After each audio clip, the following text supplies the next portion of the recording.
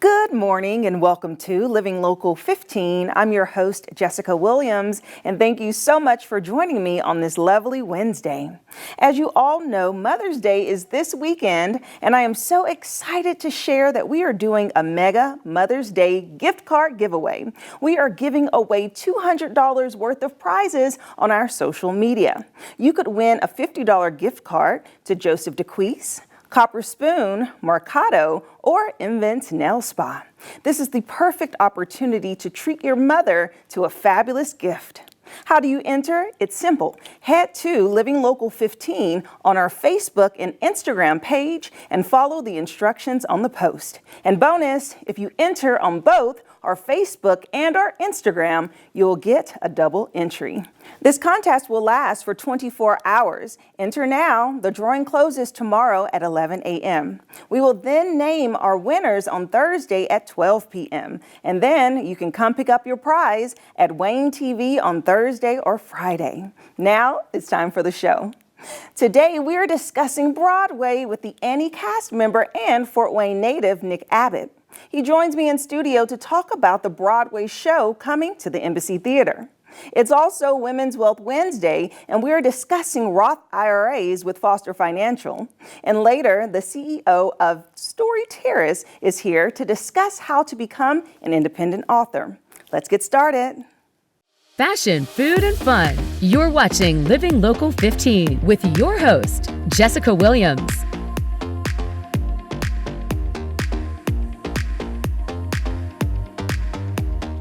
Annie the Musical is coming to Broadway at the Embassy Theater tomorrow night at 7:30 p.m. And joining me right now is one of their cast members and also a Fort Wayne native, Nick Abbott. Hi, Nick. Hi, how's it going? Going well, thank you. Welcome. This is very exciting. Happy to be here. Yes, so let's talk. You were on Broadway. You were from Fort Wayne. How did that journey take you to this place? Sure. I actually had my start at the Embassy. I took lessons called Pizzazz at the Embassy when I was in, I think like 2002. So the second I set foot on stage at the Embassy Theater, I was like, this is what I want to do. So I kept taking theater lessons, worked with several, summer companies in the city, and then went to Bishop Luers, did show choir, did all of the theater productions, then went to Ball State University and got my BFA in musical theater. And then right after that, moved to New York City. The rest is history. Wow, that is incredible. And what a full circle moment. You having worked at the Embassy Theater and now coming back to your hometown to perform. Is this your first Broadway show on this stage? Yes, it is. Oh. So this is going to be a very emotional day. I've got a lot of friends and family coming. We're having a little party beforehand, so I'm very excited. Oh, I love that so much. Well, I am coming to the show, so I'm so excited to see you and the whole cast perform. Annie is such a beautiful story of just uplifting and just overcoming struggle and perseverance, and of course the wonderful music. So share with me a little bit about what people can expect at the show tomorrow. Well, if you love Annie, you are going to have the authentic Annie experience. It is, one of the most beautiful productions of the show that I've ever seen. And it's a fresh take on it. The creative team has really worked hard to make this an Annie for the modern age. But it's got all the classic songs that you love, and it's got a lot of heart. It's definitely nice to see the families coming to see the show every night and big smiles on their face, singing Tomorrow with us at the end of the show. So yes, oh, I love it. The sun will come out tomorrow. Okay, you can cast me a little bit. No.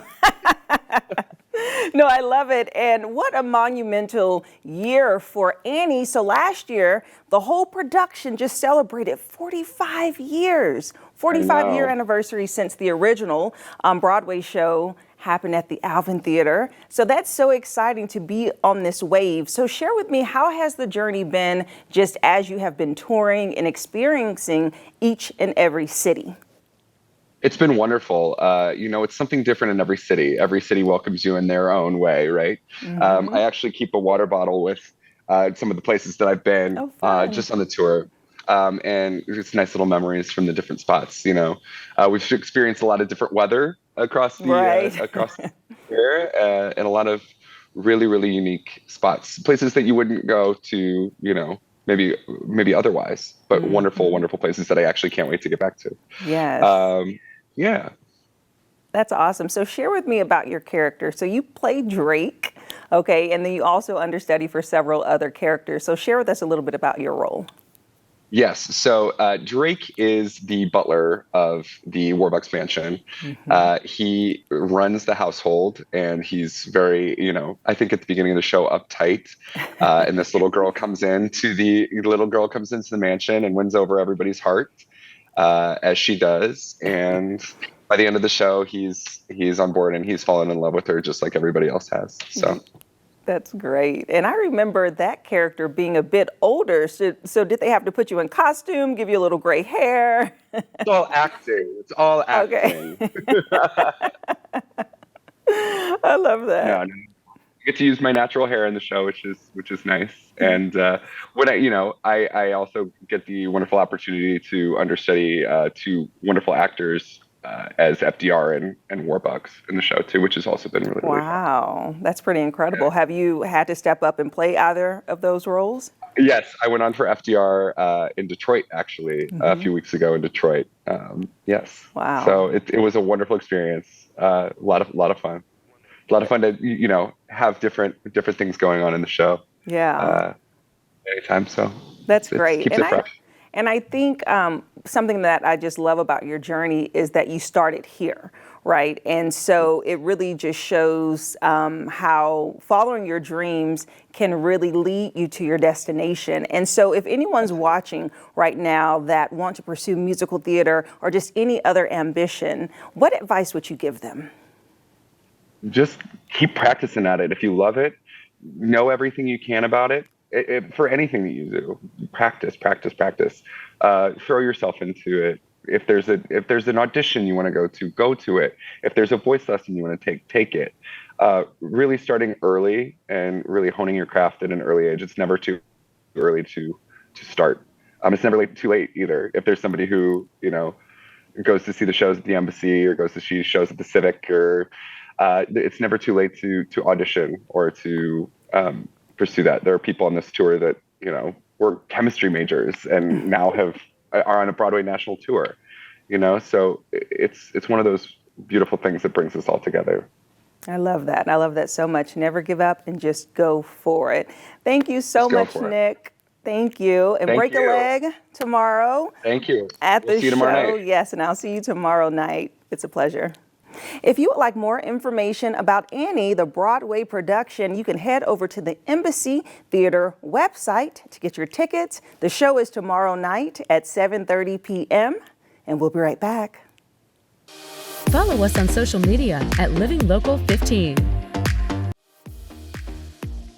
This segment sponsored by Foster Financial. Well, today is Wednesday, and it's Women's Wealth Wednesday, so we're so excited to chat with Caleb Doan, who is the Vice President of Foster Financial. Hi, Caleb. Hi. Welcome. Thank you. Yes, so today we're going to talk about something so interesting, as all our topics are, but specifically women who have left the workplace and the fact that they should still save and contribute. And so you're going to give us some information. So where should we start? Yeah, I think this is definitely a good topic to touch on, because I think there's sort of a misconception that women who have left the workforce don't need to plan for retirement, and that's certainly not the case. And so there are some great strategies that women can leverage to still contribute to a retirement account, even if they're at home taking care of the kids, maybe even homeschooling or something like that. And I think that's a common scenario that we often see when a woman leaves the workplace. It's because her and her husband have a child, and then they ultimately decide, hey, it makes more sense for her to stay home, take care of the children, and maybe even homeschool or something like that. And that's still very much contributing financially to the family, because replacing that with a nanny or paying for a private school is extremely expensive. And so it's a really big financial advantage for a family. And at the same same time, they should be contributing to retirement accounts as well. And so, there's one retirement account specifically that, a woman doesn't even need to be working or have an employer plan to contribute to. And the one I'll touch on today is a Roth IRA. Okay, so that's what I was thinking, like, how does that work? So typically people assume when you are contributing to your 401k, which is an employment fund, right? And then it's like, okay, if you're not employed, number one, where will you get money to put into the retirement account, and then what type of account it is. So break down, how does that work and why is it important? Yeah. So, I'd say it's important because a retirement goal is really a family goal, right? It's not just one person saying, this is the date I want to retire. It's about, establishing income in retirement for your whole family, right? So, my mom, for example, she worked as like a PE and health high school teacher for 30 years, and she retired a few years before my dad did. And I think she was more excited for him to retire than she was for her to retire, because as soon as both of them were retired, they were able to go, travel and do all the fun retiree stuff. So, it's definitely a family goal that everyone is working towards. And, specifically, how she could actually contribute to this account is you don't even need to have an employer. All you need to have is earned income for the family. And so long as the husband has some sort of earned income, which presumably he does, W-2 income or whatever it might be, she can contribute $6,500 a year to a Roth IRA if she's under 50 years old, or $7,500 a year if she's over 50 years old. And so I've seen... And just 50, not 50 and a half. Right, yeah, I know. They always love to throw that in there. Yes. Finally, they gave us a round number. So yeah, that's exactly right. And I've seen many situations where, there's a stay-at-home mom who has contributed to this account, and it significantly helps in retirement. Because in so many situations, someone's 401k is almost always pre-tax. And pre-tax, remember, you get the tax benefit up front, and then you kind of pay for it later. Whereas if the wife has established this Roth IRA, you get the big tax benefit of that in retirement. And so any money that comes out of that Roth IRA is completely tax-free, and it can really help push couples towards their retirement goal. Okay. And so I'm just thinking, as a wife would put money away, and you say it's a household fund, what will happen if someone was single? Could they also benefit from this? Yeah, good question. So the Roth IRA is still an individual retirement account, but there's this stipulation that somebody has to have earned income to contribute to that account. So they don't necessarily need to be a part of an employer plan to contribute, but there has to be earned income. And so if you're married and you're a stay-at-home spouse, and then your spouse is working, you're able to kind of use their income to contribute to this account. However, if you were a single person, typically you would be, working. And so then therefore you would still have the ability to contribute based on your own earnings. Interesting. And then you say the tax benefit, though, is what's really there. So share with us how one can benefit more. Like, why would someone decide to put their money in this type of account than a CD or just another type of savings plan? Yeah. So, people hear a lot about diversification, right? So, you shouldn't have your entire portfolio in one company, right? Because there's a lack of diversification there. Everything relies on that one company. And it's kind of a similar idea with the taxability of your assets. And so a lot of times people have almost 100% of their retirement assets in pre-tax accounts. And the risk that you have there is you're going to pay taxes on all of that money when you start taking it out in retirement in the year that you withdraw it. And so, there can be legislation changes. What if the tax brackets go up significantly? And then all of a sudden you're at risk of paying a lot in taxes. So having some money set aside in a Roth IRA account means you pay taxes up front, and then even if the tax brackets go up, you already pay taxes on that money. So when it comes out, it's completely tax-free. And so it's just another great way to kind of diversify your retirement assets. Okay, wonderful. Well, thank you so much, Caleb, for sharing with us about the Roth IRA. And if you would like more information about Foster Financial, you should schedule your complimentary consultation. We'll have their website listed below, and we'll be right back. This segment sponsored by Foster Financial. Living Local 15, proudly driven by the Kelly Automotive Group. So this is interesting. America's book publishing industry is estimated to reach over $70 billion this year. Despite high inflation, books continue to offer timeless relief to some and a source of income to many as self-publishing continues to soar. So today, I'm excited to talk to Rutger Browning, CEO and founder of America's leading biography writing service, StoryTerrace. Hi, how's it going? Very good, thank you. Very good, especially with that stat that we just discussed. Wow, 70 billion just this year. That is pretty incredible. Why do you think that there is such a huge impact in the writing industry right now? Yeah, I mean, the publishing industry and the book publishing industry keeps growing. It's fair to say that most of that growth is coming from the self-publishing segment, which is expected to grow around 17%, while the overall industry is growing just 1%.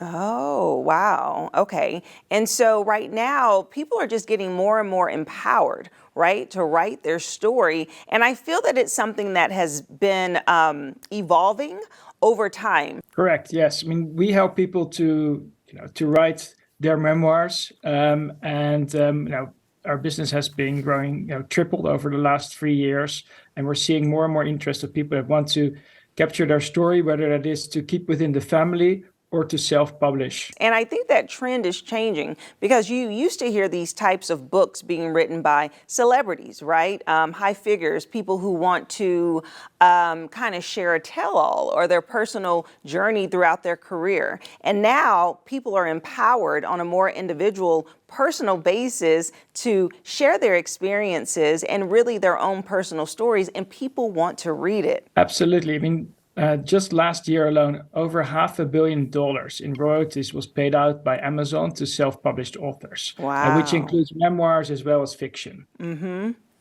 That's pretty great. And so with your biography writing services through StoryTerrace, share more about your services and how you support writers.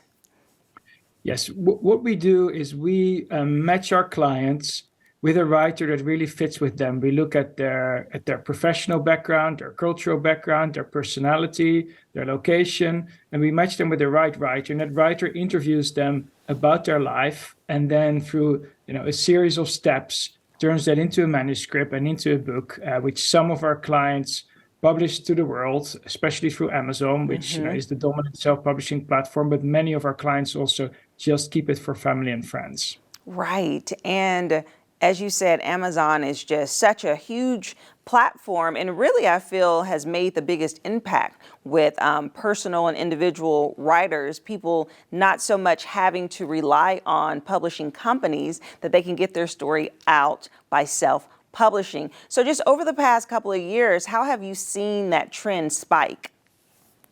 Yeah, Amazon self-publishing keeps on growing and the self-publishing industry keeps on growing. Amazon now dominates that industry with over 90% market share. And as a result, authors earn more and more each year through Amazon, where also the royalties are higher than if you go through traditional publishing routes. Yes. And right now with content being at such a high, right, there is content everywhere that people can absorb, whether that is through television, through social media, online. All of these platforms are pushing. So, and those are visual pieces of content. So I love that books are still on the rise and people are writing and people are reading. And do you think that has to do with the accessibility of books now? People can download them right on their iPhone or iPad and also utilize Audible services. Absolutely. I think accessibility is a huge thing because you can hear about a book from a friend or maybe on TV right now. You can go to Amazon and you can either get the ebook and start reading within 5 minutes, or you can order a printed copy and start reading tomorrow. And that obviously has a huge difference instead of having to go to a bookstore, which is a great experience as well. I'm not against bookstores, just to be clear, but it does create a lot more accessibility. Also, people are able to find great content that really fits with them, whether they want to read something from their region or about a very specific disease or a specific experience or a specific time in history, through Amazon, it's really easy to access all of that, with the flick of a button. So that is so great. So just a piece of advice from you, Rutger. Will you let us know if someone is out there wanting to be a writer, wanting to write their own book, their own story, what advice would you give them?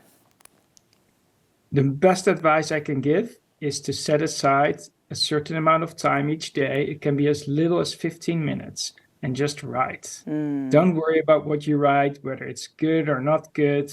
Even the best writers throw away most of their work. It's really about creating that habit and starting to write and keeping that going. That's good. Good way to start. Just do it piece by piece, brick by brick.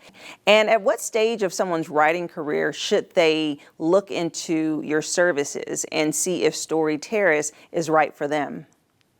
Yeah, we work with different levels of experienced writers. So we work with the most experienced writers who work for the biggest newspapers and have been published by the biggest book publishers in the world. But we also work with what we call junior writers who have had only a couple of years of experience. And that way we can also offer our clients access to different levels and different costs of writers to create the book that they want. Okay. Well, that's wonderful. Well, thank you so much, Rutger, for coming in and sharing about this industry trend and really giving sound advice to those who are interested in writing. So I appreciate that.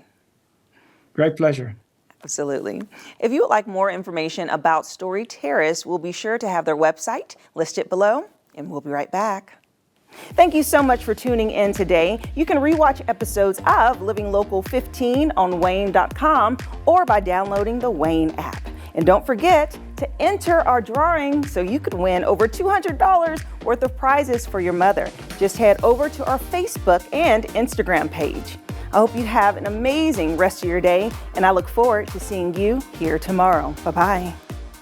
Content segments during today's Living Local 15 were paid for by these sponsors.